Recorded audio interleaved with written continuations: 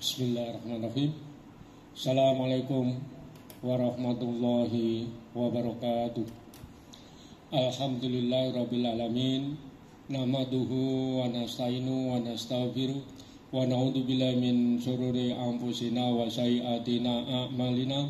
Man yahdihillahu fala mudilla fala hadiyalah. Asyhadu an la ilaha illallah wa la syarika lah wa asyhadu anna Muhammadan abduhu wa rasuluh. Wassalatu wassalamu ala nabiyina Muhammadin wa ala alihi wa sahbihi wa man tabi'a ila yaumiddin. Amma ba'du, fa ya ibadallah, usikum wa nafsi bitaqwa wa ta'atihi la'allakum tuflihun. Qala Allah ta'ala minal Qur'anil Karim, a'udzu billahi minasyaitonir rajim. Bismillahirrahmanirrahim. Ya ayyuhalladzina amanu taqullaha haqqa tuqatih wa la tamutunna illa wa antum muslimun. Shadaqallahul adzim. Masyaallah muslimin wal muslimat jamaah Masjid Al-Mahkamah yang dimuliakan Allah.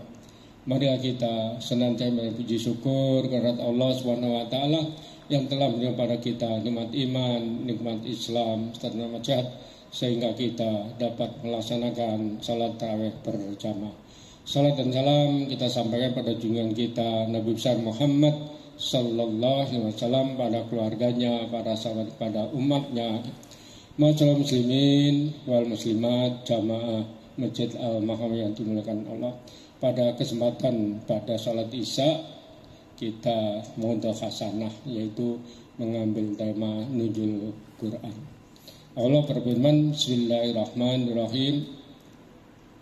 Syahrul Ramadan alladzi unzila fihi al-Qur'anu hudan lin-nasi wa bayyinatin minal huda wal furqan. Faman haida minkum syahra falyasum wa man kana maridan aw ala safarin faidatun min yaumil ukhar.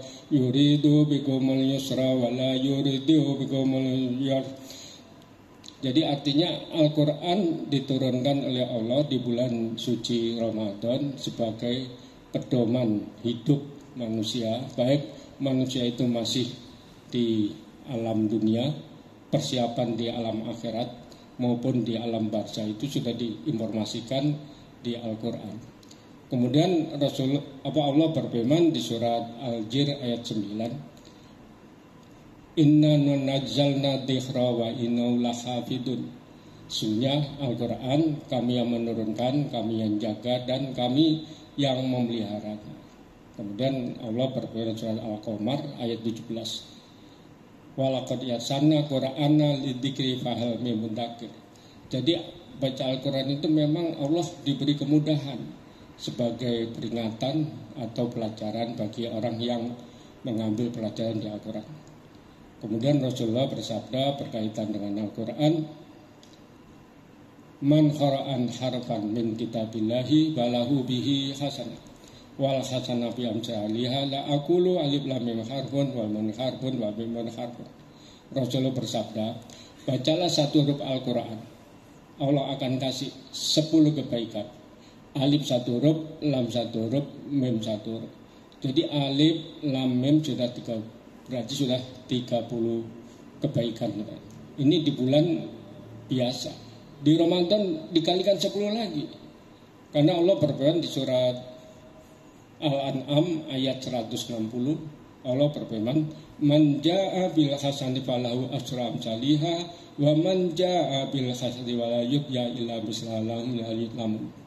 Nah, ini penggandaan setiap amal soleh Allah gandakan di luar Ramadan 10 kali. Misal kita sholat 5 waktu digandakan 10 kali kan 50 waktu. Amal-amal nyalin juga digandakan. Nah, khususnya di bulan suci Ramadan ini Allah gandakan berlipat-lipat.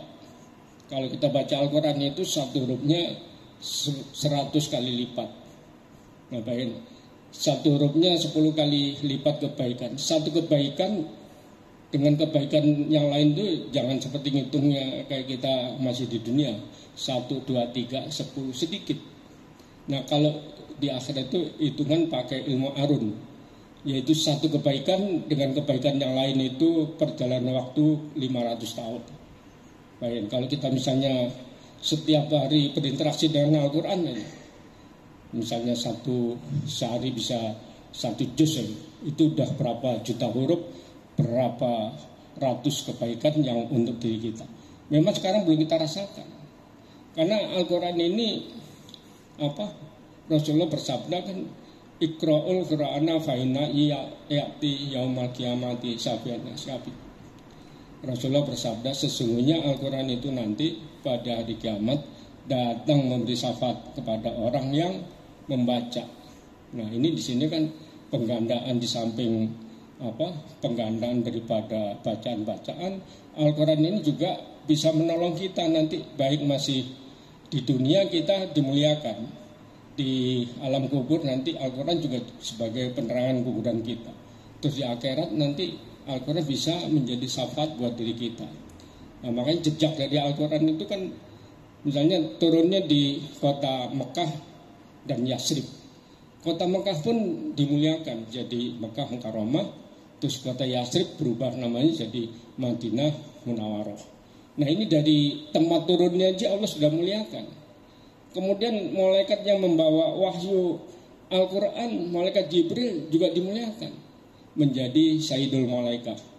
Terus yang terima wahyu Rasulullah pun dimuliakan menjadi Sayyidul Auliya wal Mursalin.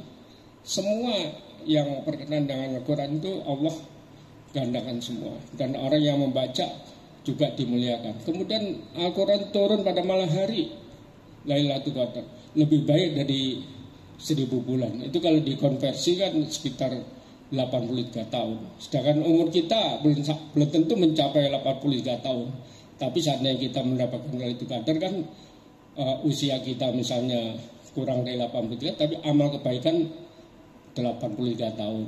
Nah, kalau setiap tahun kita bisa mendapatkan Lailatul Qadar kan sangat-sangat beruntung kita. Nah, jadi kalau kita ibadah itu harus kita segerakan. Karena Allah berfirman, walikuli umatin ajal faida ja'alulia yastigru ala yastahdimun. Setiap umat mempunyai batas waktu ajal. Apabila ajalnya tiba, tidak dapat minta penundaan maupun percepatan. Pasti. Nah, oleh karena itu, mumpung kita di bulan suci Ramadan itu masih diberi umur panjang oleh Allah, ya kita laksanakan sebaik mungkin ibadah-ibadah di bulan suci Ramadan. Karena bulan suci Ramadan itu ibadahnya 2 paket, yaitu paket siang dan paket malam. Nah, kalau yang paket malam itu kan disebutnya qiyam. Karena Rasulullah bersabda, man qoma ramadhana imanan bahtisaban ghufira lahu ma taqaddama min dhanbi. Barang siapa yang beribadah di malam hari, ya kan, di malam hari sampai dari mulai badai Isya sampai menjelang fajar, itu potensi diampuni dosanya oleh Allah. Karena dosa-dosa kita yang lampau kan kita nggak tahu. Nah, oleh karena itu kesempatan kita ibadah malam jangan kita sia-siakan. Ibadah malam kan diantaranya kan kita sholat taraweh, sholat witir, sholat tahajud, misalnya kita sholat taubat, sholat istikharah, sholat hajat. Ini bagian dari ibadah qiyam malam. Nah, kemudian ibadah siang Rasulullah juga bersabda, man shoma ramadhana imanan wa ihtisaban ghufira lahu ma taqaddama min dhanbi. Barang siapa yang berpuasa dengan keimanan dan hanya mengharap pahala dari Allah, maka dosa-dosa yang lampau diampuni. Yang maksud barang siapa ini seolah-olah Rasul itu bicara depan kita. Rasul bicara dengan kita, baik sifatnya universal, baik orang yang beriman laki-laki maupun orang beriman perempuan. Baik orang yang beriman jarak dekat seperti kita sekarang kan dalam masjid, maupun yang jamaah yang di luar sana itu dipanggilnya dengan panggilan sama, yaitu wahai orang-orang yang beriman. Karena bentuk kasih sayang Allah kepada umatnya Rasulullah. Oleh karena itu mudah-mudahan kita bisa menjalankan baik ibadah siang maupun malam itu secara istiqomah. Mudah-mudahan hasanah singkat ini ada manfaatnya, lebih kurang mohon maaf. Subhanaka wa bihamdika astaghfiruka wa atubu ilaik. Rabbana atina fid dunya hasanah wa fil akhirati hasanah wa qina adzabannar. Assalamualaikum warahmatullahi wabarakatuh.